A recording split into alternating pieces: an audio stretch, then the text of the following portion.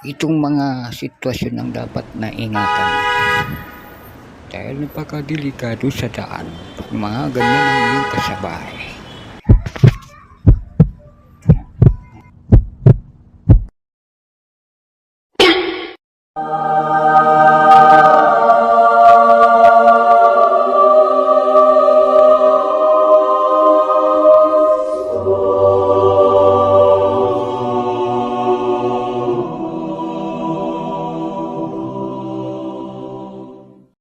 Ito ang dapat mong bantayan, pag-alanganin, dapat mong pagbigyan para hindi ka mapahamak sa daan.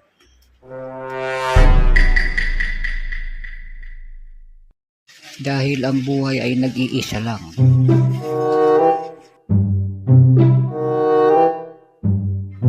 Na dapat mong ingatan.